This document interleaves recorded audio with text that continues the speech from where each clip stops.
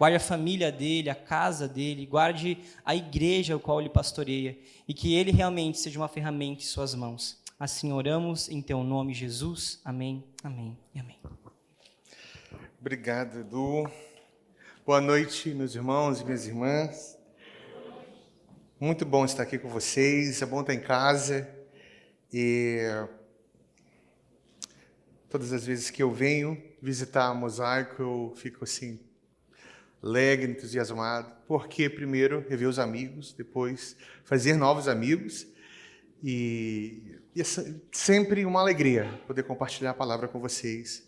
De fato, eu estou em casa, me sinto em casa, e que bom poder compartilhar com os irmãos hoje. Foi um privilégio também administrar o sacramento com vocês hoje, e isso é ser família. Tá? E nós temos ali atrás os nossos amigos da base, estão ali, Ricardo e o Gabriel, dois irmãos preciosos. E eu quero recomendar para vocês, vocês terão uma oportunidade única de adquirir alguns títulos. Mas eu quero, em especial, fazer 3 recomendações aqui. Posso? Antes da mensagem? Primeira recomendação, Questões Cruciais sobre o Reino de Deus, George Eldon Laird. Eu costumo dizer que eu sou um Lairdiano. O que aprendi sobre o Reino de Deus, meu primeiro contato com o Novo Testamento, e, na verdade, foi pelos escritos de George Eldon Laird que eu fui assim, instigado e inspirado a estudar mais o Novo Testamento. Eu tive a alegria de prefaciar esse livro na edição em língua portuguesa. E é um livro assim que se você quer entender mais sobre o Reino de Deus, toda a questão complexa, e os debates, e de que forma nós devemos entender, eu acho que esse é o livro. Tá? Eu nunca fiquei tão entusiasmado com o lançamento de um livro em português quanto esse. Eu já trabalhei assim, em muitos outros títulos, né? Tanto traduzindo, quanto fazendo revisão teológica, prefaciando, recomendando. Então, vai lá depois e negocia com o Ricardo. O Ricardo está pronto para negociar com você ali. Né? Dá um desconto. Já estou falando de desconto, hein, Ricardo? Então, por favor, não decepcione. O outro título que eu quero recomendar para você aqui também é uma curadoria minha para os irmãos, para a base, chamado Paulo, Mulheres e Esposas, de um teólogo que eu tive a honra e a alegria de ter sido aluno também, Craig Keener. Estava comentando hoje com o Kleber e o Edu, né, do tempo que estive estudando com Keener, e, assim, na minha opinião, um dos maiores teólogos do Novo Testamento vivo que nós temos, né, junto com o N.T. Wright. Eu acho que eles são os 2 maiores. E Keener é um continuista, igualitarista com relação a ministério, escreveu um dos livros que eu considero, eu acho que, chave para compreender o debate e a opinião, na verdade, a posição que eu tenho a respeito de mulheres no ministério. Esse livro aqui vai abrir uma janela para você compreender um pouquinho. E vai instigar você também a pesquisar um pouco mais. Né? Eu acho que das literaturas a respeito desse assunto, que é reduzido pelos termos, né? Complementarista e igualitarista, que é muito mais amplo que tudo isso. E esse livro aqui vai chegar você a compreender o quão reducionista são os rótulos. Certo? Então, por favor, vai lá atrás e negocia. E o terceiro e último é o recente, é um lançamento da base, O Amor que Deus é, um convite para a fé cristã. Quando o Vitor falou que estava negociando e queria lançar esse livro, eu fiquei também muito feliz, porque, apesar de alguns pontos a respeito que parece ser a central, né, taxativo da fé cristã, quando pensamos no amor de Deus e pensamos sobre as doutrinas da fé cristã, e aquilo que chamamos de ortodoxia parece já definido, aqui você encontra um deleite poético e de uma forma literária bem fácil, de fácil compreensão, como é a relação de Deus a respeito da salvação e o seu ser e sua revelação. Então, por favor, para o bem da sua alma, vai lá e compra.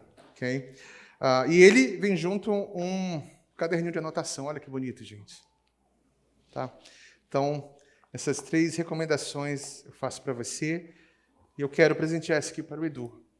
Então, olha aí, ó. Presente para você, tá? Eu não vou comprar.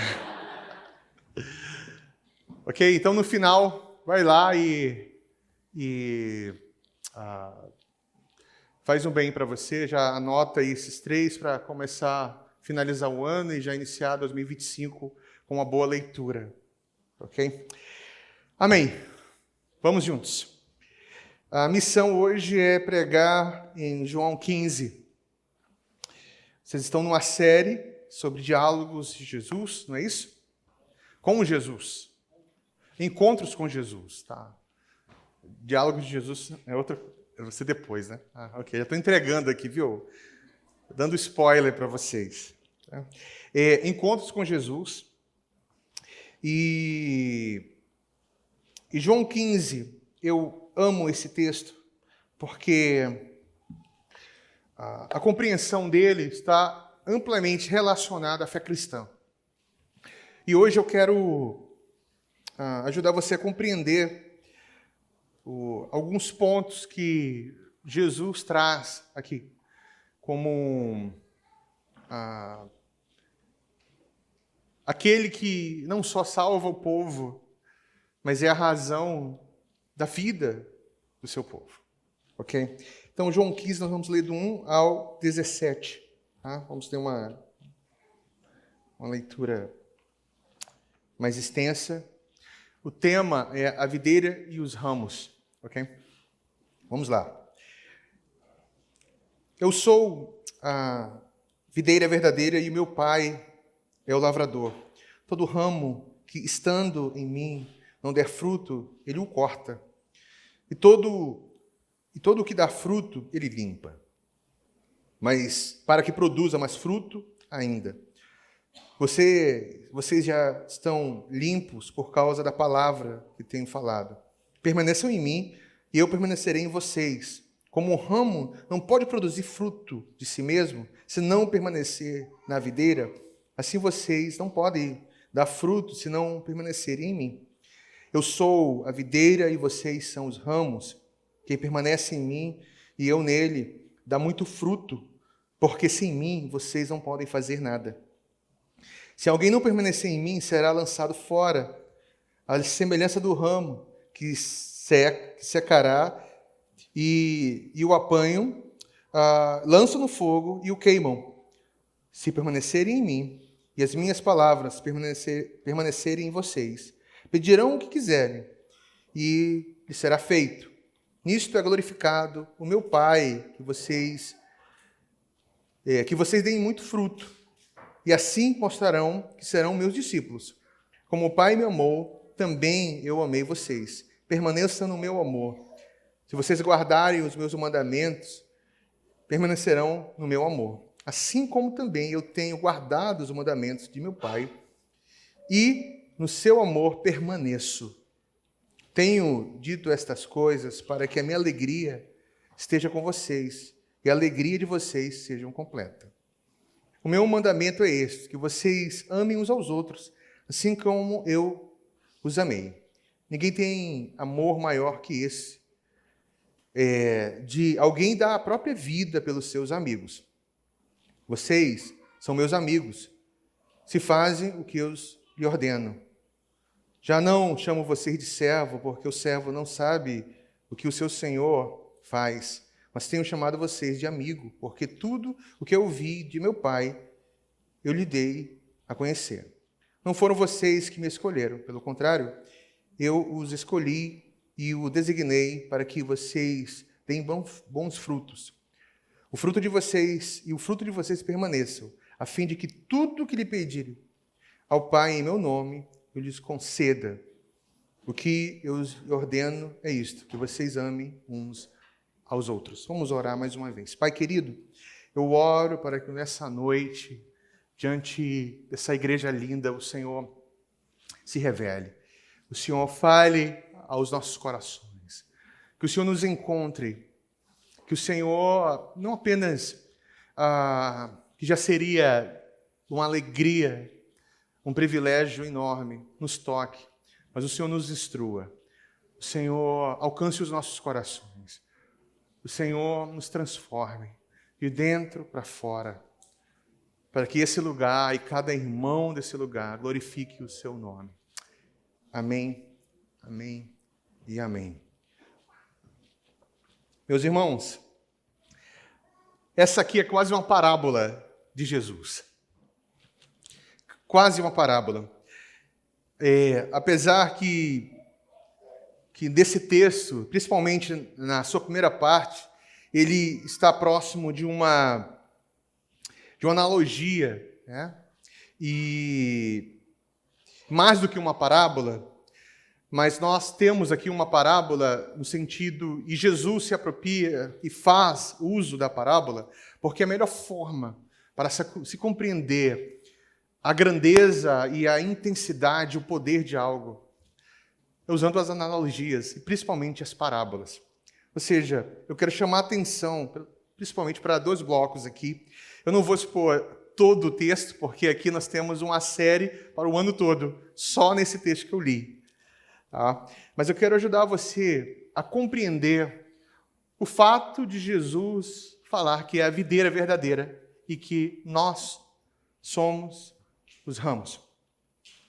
Então, o que Jesus faz aqui, usando a analogia da videira e dos ramos com seus discípulos, é, na verdade, um recurso, uma prática didática muito conhecida e antiga entre os israelitas. Então, nós temos os provérbios que se apropriam, se utilizam muito desse recurso. Tá? E é essencial para entender a intensidade. Eu não sei se você já prestou atenção que às vezes você comunica algo e intensifica, sonorizando aquela questão, aquela coisa. Né? O barulho, pá! Opa, você ouviu? Pá! Então, de alguma forma, você intensificou. E sabe que o barulho não foi um simples barulho, né? Tem uma intensidade aí. Então, a importância dessa analogia o nome que alguns estudiosos do Antigo Testamento dá é a poesia didática. Então, Jesus usa uma quase parábola, com analogia, usando uma poesia didática. Ele está aqui intencionalmente ensinando o povo e trabalhando já com o conhecimento presente. Ou seja, ele usa a poesia de uma forma metafórica e para que o povo compreenda não só um princípio, mas a profundidade e encontre a razão nisso tudo. E nós temos esse recurso da literatura brasileira, por exemplo. Tem, por exemplo, Luís de Camões, né? Quando ele fala assim, o amor é fogo que arde sem se ver. Ou seja, é ferida que dói e não se sente. Ou seja, o amor é como fogo. Então, existe uma intensidade ali. Você não pensa só no amor como um sentimento, um afeto do momento correspondido. Tem algo intenso ali. Então, os termos são metafóricos. Então, ele compara o amor com o fogo. Jesus está usando aqui desses recursos. É importante você entender isso aí. E a metáfora tem esse poder. Né? A comparação tem esse poder. O poder de povoar nossa imaginação, o nosso imaginário. Né? Tem o poder de expandir a nossa experiência com o real. É por isso que quando você lê uma parábola, entenda, existe ali uma intenção de expandir o seu imaginário, a sua experiência com aquilo que é real. Porque só ouvindo e fazendo meras associações você não consegue. E principalmente por quê? Porque nossa imaginação é empobrecida. Tá? Por quê? Porque tudo que trabalhamos é princípios para fazer alguma coisa. Pode perceber, reduzimos tudo a princípios.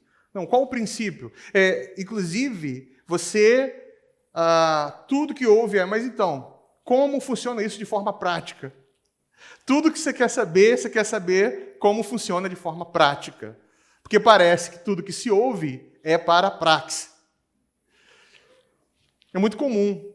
Qual o objetivo? Qual o princípio por detrás disso tudo? E não é assim que funciona. Nós precisamos entender que algumas coisas, inclusive algumas mensagens, elas não podem ter simplesmente uma aplicação. Você sabia disso?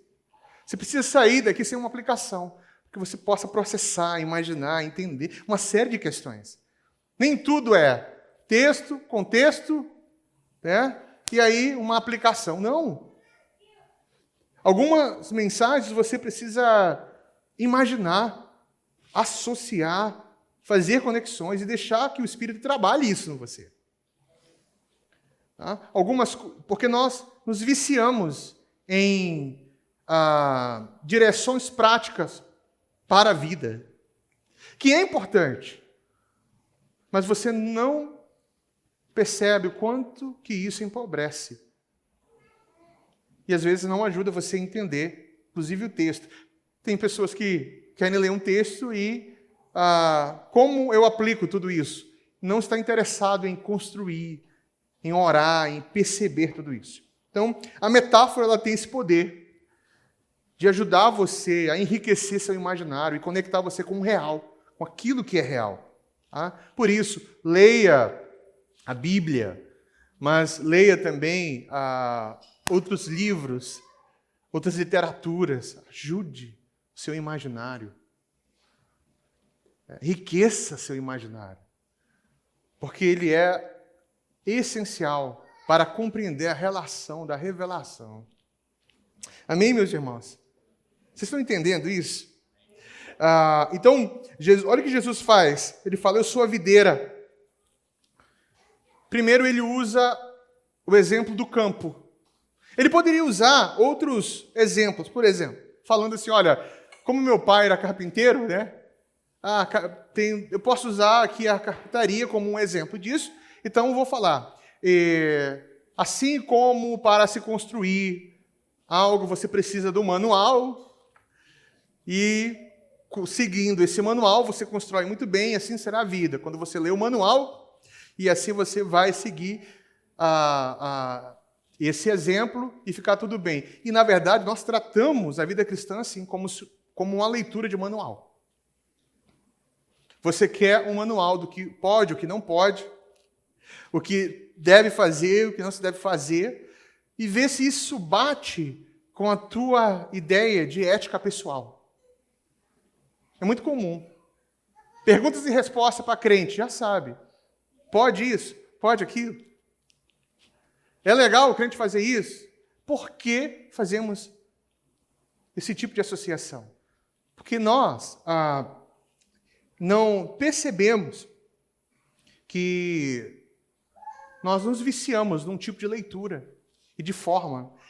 Então Jesus não está aqui usando qualquer exemplo. Até porque o exemplo tem uma relação profunda com o imaginário do povo que está ouvindo, com seus discípulos. Porque, meus irmãos, entendam, quando ele cita a videira, ele está fazendo uma associação direta a Israel. Tá? Direta. Israel era conhecido como uma videira. Você pega Jeremias, Salmos 80 e muitos outros textos. Israel como videira. A videira que o Senhor colocou ali, plantou na terra prometida. Tá? E em muitos momentos, essa construção de videira e o Senhor cuidando, regando, tem uma relação com o seu povo. Agora nós temos Jesus chegando diante do povo. Eu sou a videira verdadeira. É um choque isso.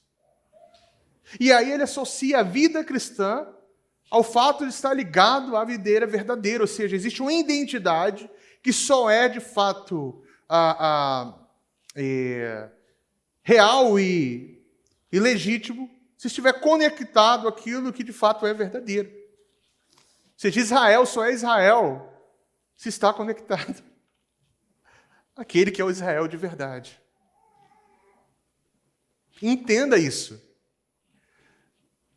Jesus fala assim, eu sou a videira verdadeira. E ele está falando para quem? Para judeu.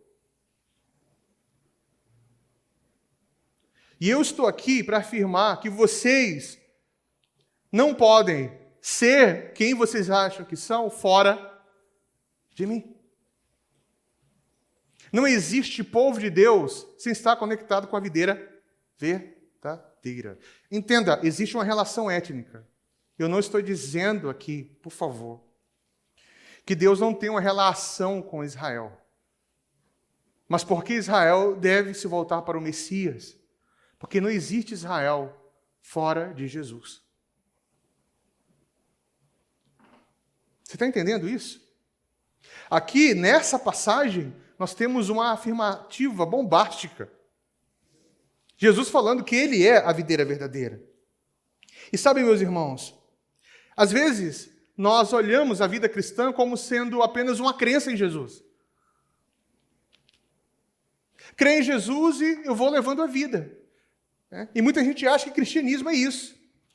Você vem para a igreja para ficar lendo aqui o manual para você de como é a vida cristã, e aí você tem algumas direções, passo a passo, e no final você tem uma vida cristã maravilhosa porque você está seguindo esses passos. Só que você não entende que cristianismo verdadeiro, vida cristã de verdade, não é seguir um manual, é estar conectado a alguém que é a verdade. E conectar com esse povo, que é o corpo de alguém que é colocado metaforicamente como cabeça, ou seja, que é a verdade. Por que a igreja é de verdade, verdadeira? Porque tem como cabeça aquele que é a verdade.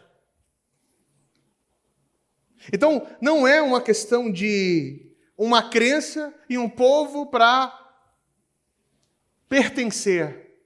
É que juntos nós estamos conectados com alguém que nos nutre e nos alimenta. Nós só temos vida, e vida de verdade, porque nós estamos conectados com a videira verdadeira. Sabe, Jesus não usou a metáfora de qualquer forma, só para exemplificar. Tem uma profundidade aí, nessa particularidade. Ou seja, a vinha que dá boas uvas, a vinha que dá bom fruto, é Cristo. É o nosso Senhor. E aqui, meus irmãos, olha que interessante. E aqui entra já uma transição para você compreender. E eu não quero me perder aqui, porque eu quero que você entenda isso muito bem. Quando Jesus afirma essa passagem e fala para aqueles que estavam ouvindo, ele está afirmando o seguinte, olha, muitos podem até acreditar que eu sou o Messias, até me seguir, mas eles não estão conectados comigo. Agora, vamos pensar. Quando numa comunidade de fé, tristemente, nós temos pessoas que estão penduradas à videira, mas não estão conectados a ela. Numa comunidade de fé, nós temos pessoas que estão penduradas à videira. Estão ali. Mas o seu alimento é outro. A maneira como eles estão se nutrindo ou sendo nutridos é outro. Eles estão engatados à videira. Só que a videira, ela não cuida de si sozinha. Jesus fala que existe alguém que cuida da videira verdadeira, que é o seu Pai. O seu Pai, ele é o agricultor. E agora, ele vai caminhando e vai falando o seguinte. Perceba que tudo isso tem uma relação profunda com aquilo que Cristo já está falando anteriormente. Ele fala assim, olha,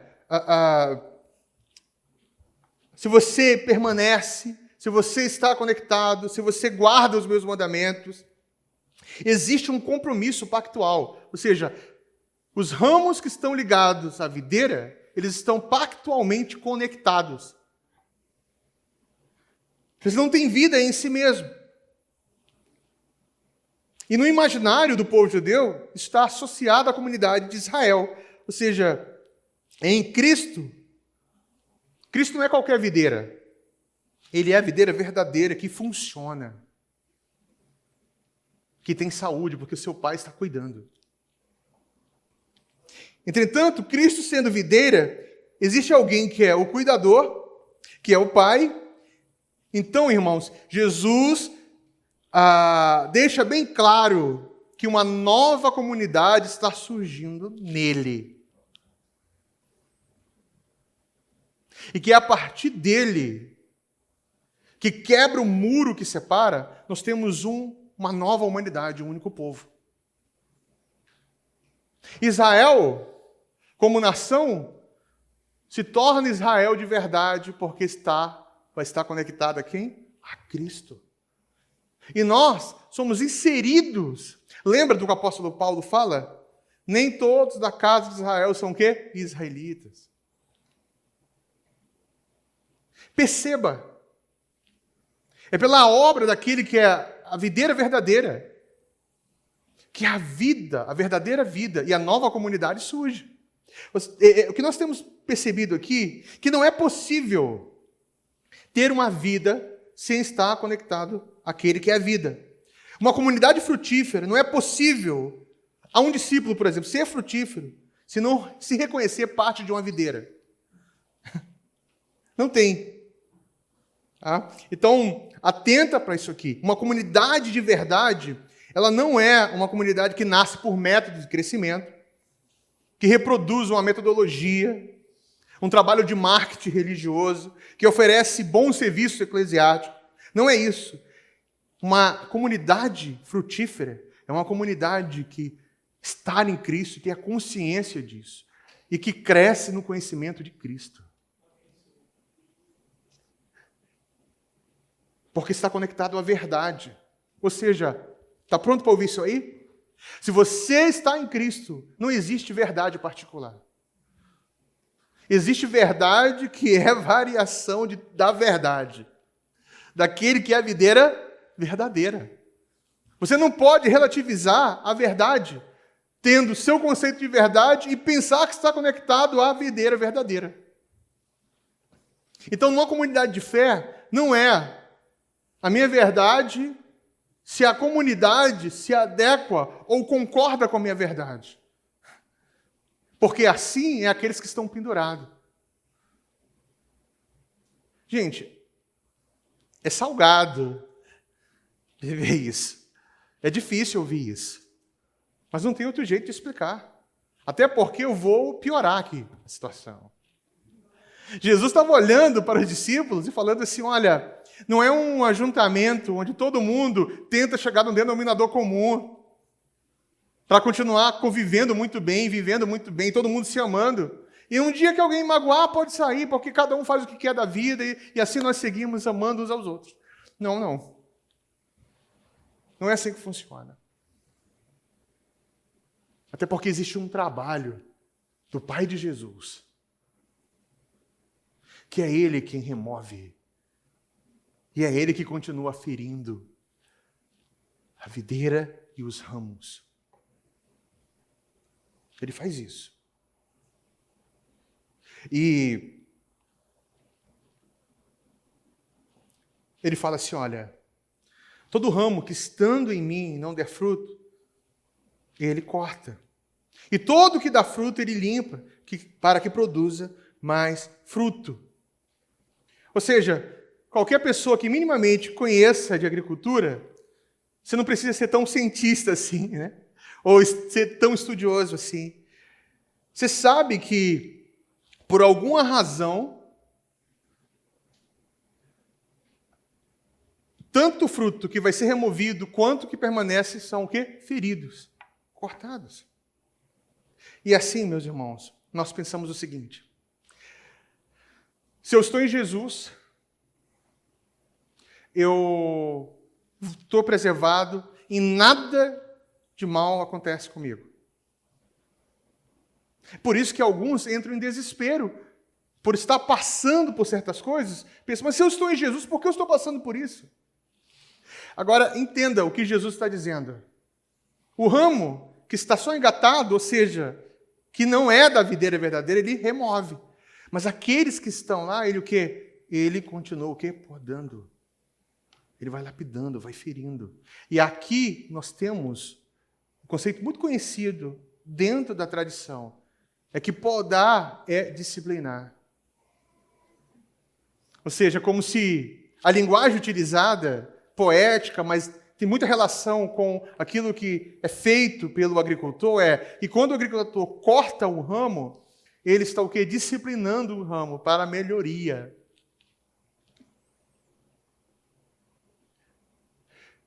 Se você está em Jesus, você será disciplinado. Você já parou para pensar que todo mundo acha que disciplina é só para aqueles que erram? No meio da igreja é assim. Quem nunca participou, fulano errou, vai ser disciplinado. Ele vai ser disciplinado e quando ele é disciplinado, alguns lugares expõe, fala para a igreja, está aqui, fulano está sendo disciplinado, então ele vai ficar afastado da comunhão por um tempo. E a disciplina cristã é algo muito sério. Meus irmãos, o Senhor disciplina a todos que Ele ama. E o Senhor vai continuar disciplinando. Por quê? Em qual sentido? Para você não adoecer. Se está em Cristo, disciplina não tem uma relação, nesse caso, com erro ou acerto. É simplesmente estar conectado a Ele. Se está conectado a Ele, será disciplinado. Ele vai cortar. Ele vai ferir. E essa disciplina tem como objetivo você dar bons frutos. Tem uma notícia para dar para você. Você será disciplinado. Quando você achar que está tudo bem, não fique pensando que, o Senhor olha, nossa, eu já fiz uma lista, estou certinho. Não estou errando, eu estou com a minha vida toda ajustada, então, Senhor, estou de bem com Deus e Deus está feliz comigo e nada vai acontecer. Não. Isso é um pensamento pagão. E simplesmente esse pensamento pagão povoa a mente e o coração de muitos cristãos hoje. É como se fosse uma moeda de troca. Eu conserto minha vida, o Senhor não faz nada, só cuida. Enquanto eu permanecer aqui, desse jeito, e alguns pensam assim, nossa, já parou para pensar que quando você está passando por algumas coisas, você quer encontrar um motivo disso? Foi alguma coisa que eu comi, que estava sacrificada, não sei o quê. Porque crente gosta de associar umas loucuras, desse misticismo maluco, evangélico, estabelecido no nosso meio. Adoeci. Nossa, foi aquele objeto, aquele fulano deu, que entrou e abriu as portas. Nossa, gente, crente é muito doido.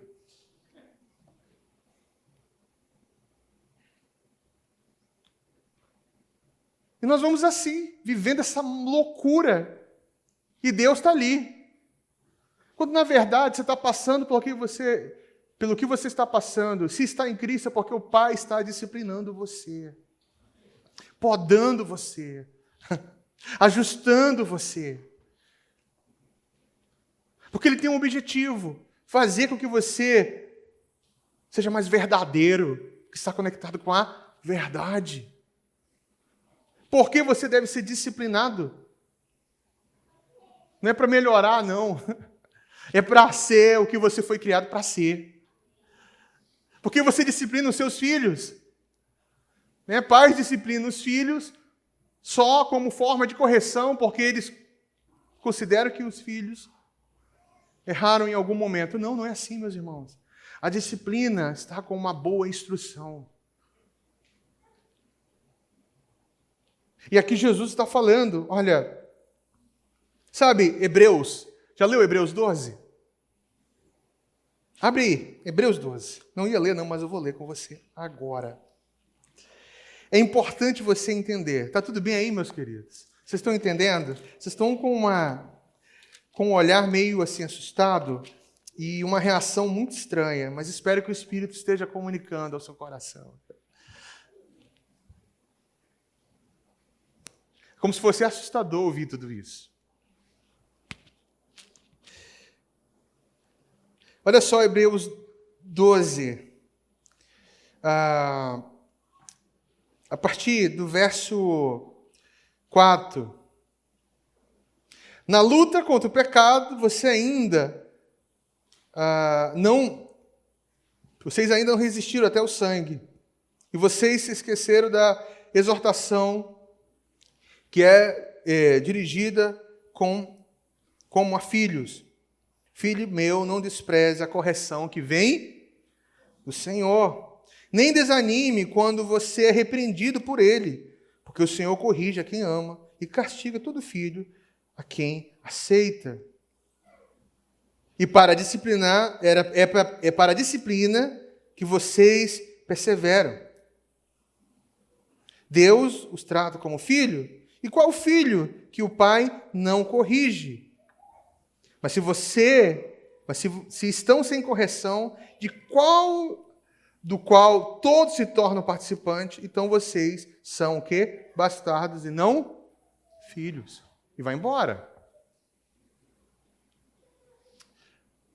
Ele é um bom pai.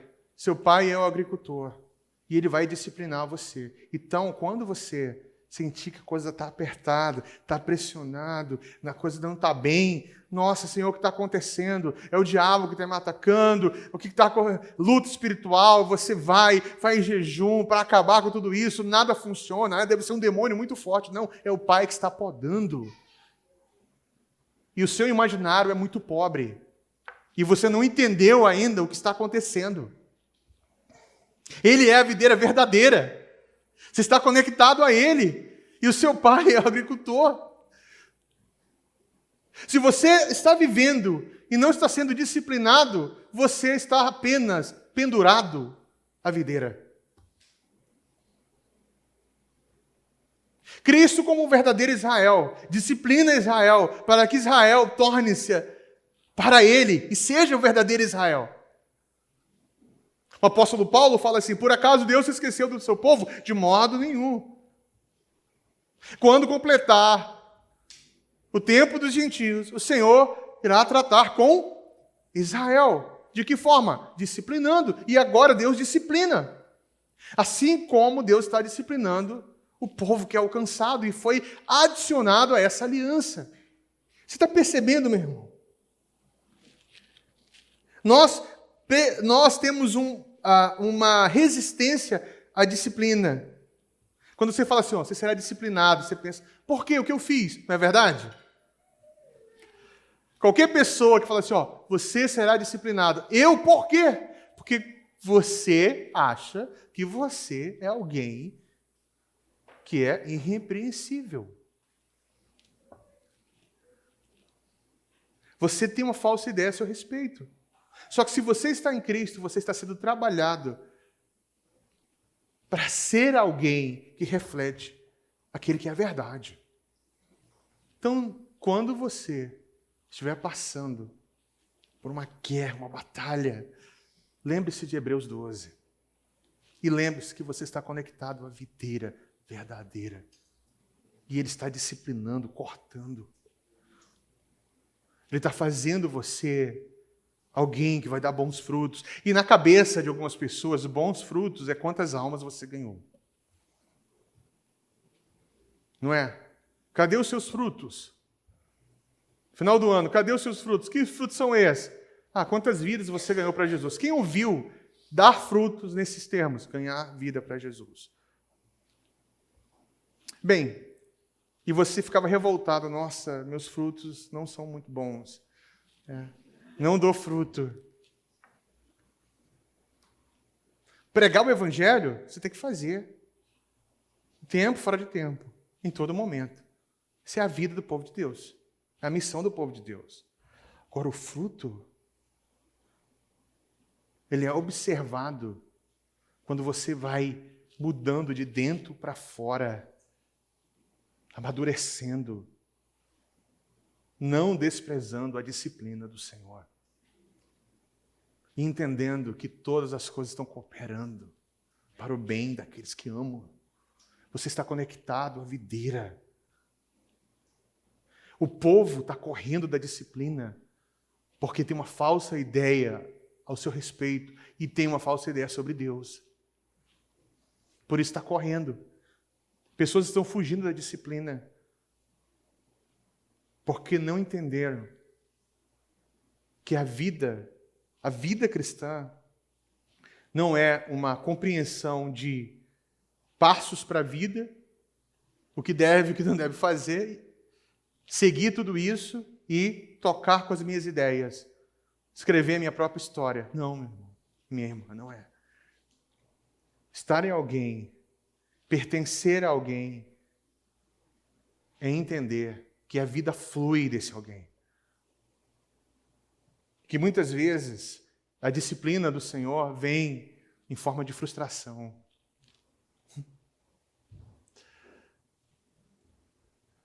Vem em forma de, em muitos momentos, de não estar tão motivado assim. Certas dores. Nós queremos nos desconectar, porque nós queremos uma falsa ideia, fomos ensinados uma falsa ideia a respeito de Deus. Ah, Deus me ama, jamais vai permitir que certas coisas aconteçam comigo. Como assim? Ele é um bom pai, e Ele vai disciplinar você. Ele vai corrigir você. Ele vai ferir você. E Ele mesmo vai sarar você. Assim como faz com Israel, Ele vai fazer com você. E vai usar a vida como um todo. Inclusive a igreja. Pessoas, por exemplo, deixam de congregar porque foram feridas. E, de fato, o ser humano tem essa triste capacidade de ferir uns aos outros. Mas estar conectado à videira é entender que não é a minha vontade ou ser ferido ou não. É que só existe vida. E por causa de estar na videira, conectado a Ele, eu posso continuar, mesmo em meio a muitas dores. Porque não é a minha razão, é a razão dEle. É por Ele. Ou seja, você não pode ser um cristão se alimentando por si só de suas ideias, dos seus conceitos. Não existe vida fora dele. Agora, vamos ampliar um pouco mais, ok? Quanto tempo mais eu tenho, Du? Não balança a cabeça não, me fala aí, por favor. Porque me fala, porque eu posso, daqui a pouco os irmãos começam a ir embora, que tem gente assim, dá o horário deles, eles vão embora. Hã? Não tem? Ninguém vai embora, não? Ah, que bom. Porque em alguns lugares, assim, o horário não é do pregador, é do irmão, né? Não é verdade? Mas vamos embora, vamos lá. Então, é curioso pensar isso, meus irmãos. Agora, o outro ponto que eu quero que você entenda aqui. A disciplina do Senhor, Deus vai podando para que ela seja, os ramos, né? Essa videira seja frutífera. E é Deus dizendo que está interessado que você continue conectado ao Filho. Frutificar aqui, na linguagem de Jesus, é claro que é muito mais do que fazer alguma coisa. É uma analogia de estar organicamente conectado. Para que você seja um cristão, você precisa estar ligado organicamente à videira.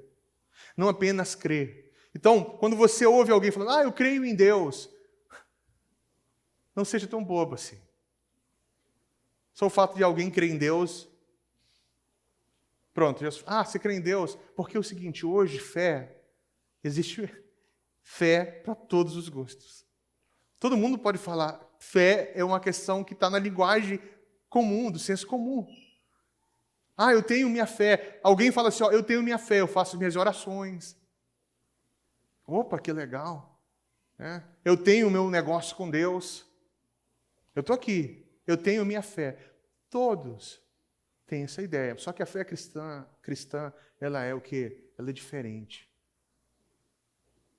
Ela é única. Porque não é uma crença somente. É existir em alguém. Então, não é só uma questão de acreditar ou não em Deus. Você pode acreditar em Deus, inclusive frequentar essa igreja, está só pendurado a videira. Só pendurado a videira. Mas você pode ser alguém que crê em Deus, ainda mesmo que a vida esteja pesada, uma série de questões, você permanece. Por quê? Porque você sabe que sem Ele nada você pode o quê? Fazer. A tentativa de ser e fazer fora de Cristo é justamente o retrato de uma vida religiosa. Como se crer em Jesus já fosse o suficiente. E nós, inclusive, usamos versículos bíblicos, né? Porque a Bíblia fala que aquele que crê e confessar, pronto, esse já está salvo, está tudo bem. Só que existe um contexto muito mais amplo aí. Existe um tipo de fé que é peculiar ao povo de Deus. Que é aquela fé que obedece e permanece. E que não é guiada pelo seu momento e nem pelo seu dia. É aquela fé que sem perceber, ou você não consegue explicar, continua independente das circunstâncias. É aquela fé que consegue perdoar o imperdoável. É aquela fé que consegue ressignificar uma série de questões e continuar crendo. E você não sabe por que você continua crendo e obedecendo e ligado. Você sabe por que isso? Porque não é sobre a sua articulação lógica, se Deus faz sentido para você ou não. É que você está ligado a alguém que alimenta você diariamente, independente da sua circunstância, independente do seu sentimento, da sua vontade. Tem dias que nem existir você quer, mas você continua, porque não é apenas crer e fazer o que quer.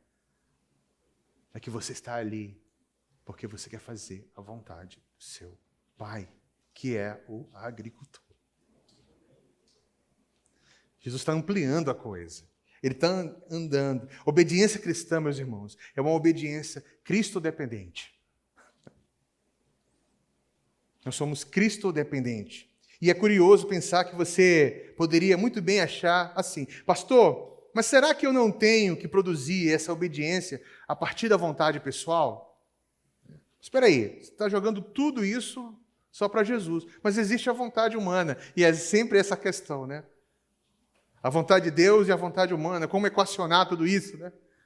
Se Deus é bom, por que o mal existe? Já pensou isso aí?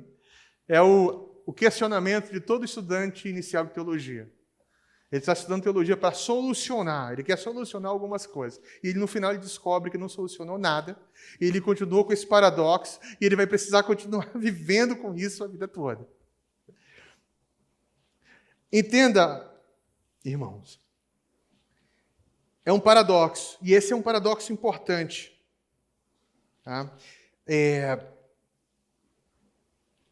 Que Deus, Ele produz, Ele que disciplina, mas Ele gera uma vontade em nós. E às vezes uma vontade que não é expressa na vontade daquele momento. Existe uma vontade no seu interior que em muitos momentos não é expressa na vontade externa. Você, seu homem carnal aqui, você não quer fazer, mas lá dentro você está sendo nutrido de uma vontade que daqui a pouco ela ganha espaço em você. É por isso que você não pode desistir quando os obstáculos começarem a aparecer. Porque não é uma questão de sua vontade. É daquilo que Deus está produzindo no seu interior. E são algumas ignorâncias são criadas assim pelo povo crente. Sabe, Deus fez a parte dele, agora é com você. Já ouviu isso? Quem já ouviu isso? Deus fez a parte dele, ele já fez, está ali livre agora, te vira. Não. Deus fez a parte e continua fazendo e vai continuar fazendo até o fim, porque Ele é fiel. Porque se dependesse de você, meu irmão, tua vida, meu irmão, seria um eterno desastre. E você sabe por que continua sendo um desastre? É porque você continua tentando fazer por você e através de você, desconectado da videira, que é impossível. É impossível. Como se santidade fosse apenas uma consciência que eu devo ser santo e vou seguir na minha força. Só que sem Ele, nada você pode o quê? Fazer. Uma mãe pode estudar todos os livros de como educar um filho. E mesmo assim, não ter o sucesso. E não dar uma boa educação. Você pode ser um expert em criar crianças. Até ter o primeiro filho. Você pode estudar toda e qualquer ciência, está aí disponível. Até estar diante da realidade. Tem explicações lógicas e filosóficas para tudo. Até o dia que o inesperado bate a sua porta. E você não sabe o que fazer com tantas coisas que você tem no conhecimento. E já explicou para muitos como fazer. Não é assim? Todo mundo é um conhecedor de algo, até precisar passar por isso. Explica muito bem como funciona. Então, existe uma certa ignorância. Deus faz a parte dele, eu faço a minha. Não. É nele, por ele, e só por ele, inclusive, para orar. E aqui nós ampliamos um pouco mais. Jesus está falando, olha, para crer nisso, não é apenas isso faz sentido para você. É que o próprio Pai, podando, gera por meio do Filho, através do Espírito, o desejo de continuar. Porque Ele produz em nós, tanto o querer quanto o realizar.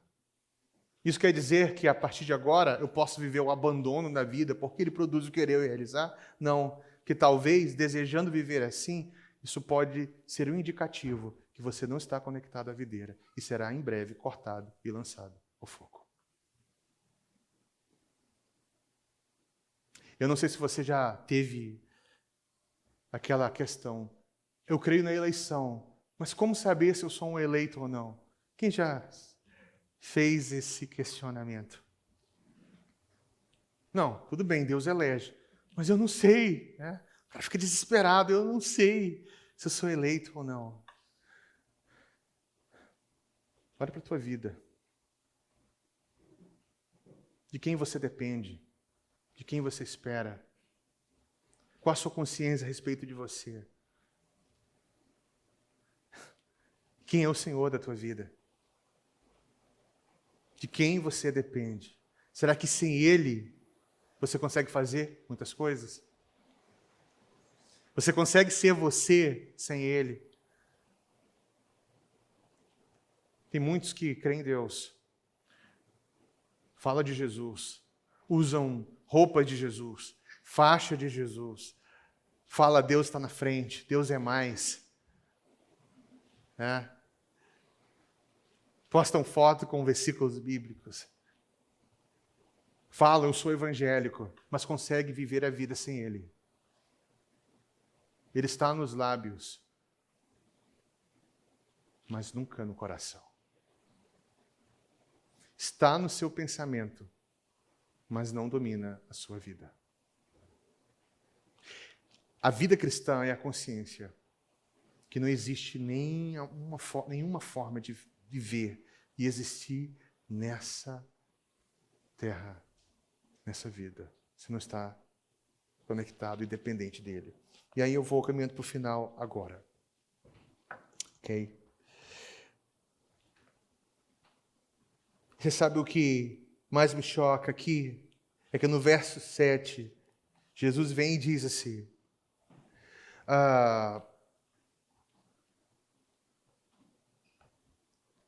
no verso 7 ele diz assim, cadê?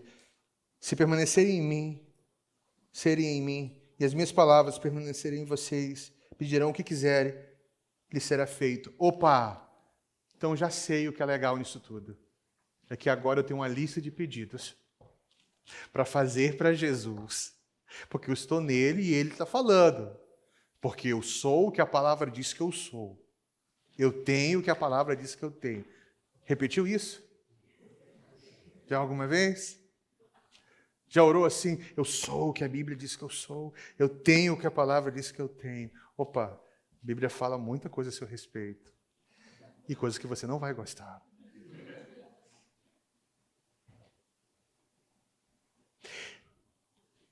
A Bíblia fala, Jesus fala assim, ó, se vocês permanecerem em mim, vocês vão pedir o que quiserem, e lhes será feito. A questão é que quando você está nele, você não consegue pedir por você e para você.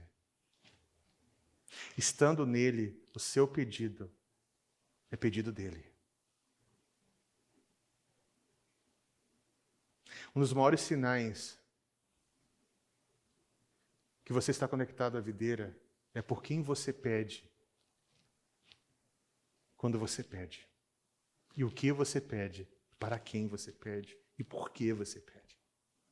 Jesus simplesmente está dizendo, um dos maiores sinais que vocês estão conectados e permanecem em mim é que consciência vocês têm de quem está dando e que interesses estão em jogo quando você pede algo. É muito parecido com a história, onde estiver 2 ou 3 em meu nome, né? Ali eu estarei no meio de vocês, e tudo que vocês pedirem em meu nome, eu vos darei. E aí já viu o irmão dar a mão? Você quer o quê, irmão? Eu quero um carro, eu quero uma... Vamos lá. Porque tudo que ligares na terra, será ligado no céu. O irmão liga aqui na terra o carro, irmão, que nós vamos ligar no céu. Aí faz uma matrix maluca. Assim. Já participou disso, né? Por isso você está rindo. Já fez campanha nesse sentido, por isso que você está rindo. É porque, assim, orar em nome de Jesus não é uma palavra mágica. É orar de acordo com a vontade de Jesus. E orar de acordo com a vontade de Jesus é orar contra o seu coração em muitos momentos. É orar contra a sua vontade em muitos momentos. Senhor, eu não quero, mas que seja feita a tua vontade. Aqui nós temos Getsemane sendo ensinado por Jesus, usando a analogia de uma videira. Lembra de Jesus? Se possível, passa de mim esse cálice, mas que seja feita a tua vontade. Em algum momento, a oração de Jesus ao Pai é um baque à sua vontade, porque a vontade do Pai é o que prevalece. Pedir tudo que vocês quiserem. Todo mundo, opa, eu tenho uma lista. Só que estando na videira, sua lista muda. Sua vontade muda. Seus desejos mudam. Porque você não é mais você. Vocês estão entendendo isso, meus irmãos? Eu sou a videira verdadeira. E meu Pai é o agricultor. Todo aquele que está em mim, que permanece em mim. O meu Pai, ó, que corta, que poda, vai fazer desse ramo, sair desse ramo, que ninguém dava nada, frutos vistosos, deliciosos. Por quê? Porque sem Ele, nada somos. Que o Senhor Jesus nos ajude a perceber e romper com essa ideia de tentar viver uma vida só engatado, só pendurado à videira. Nós precisamos estar o quê? Conectados. Que a vida que surge dali é a vida que temos. Porque sem Ele não somos, não temos e nada podemos fazer. Amém? Espero que Deus tenha falado ao seu coração. Eu tinha tantas outras coisas para falar aqui, mas enfim. Eu quero finalizar por aqui. Que essas palavras possam ajudar você a imaginar, processar e até mesmo perceber onde você está com a sua vida. De que forma você vive a sua vida. Entenda, com você tem muitos outros ramos. E é assim que o Pai faz. À medida que a mosaico cresce, muitos outros ramos estão crescendo, alimentados pela videira verdadeira. Pai, eu oro nesse momento para essa igreja preciosa. Oro para que o Senhor nos conduza, nos instrua. Tu és a videira verdadeira, Senhor. E o Senhor está nos disciplinando. O Senhor está podando. O Senhor está cortando. Para que possamos dar bons frutos. Permita os meus irmãos, quando estiverem sendo disciplinados, olhar para Hebreus 12 e pensar, o Pai me ama, por isso eu estou passando por isso. Exatamente porque a vida está assim.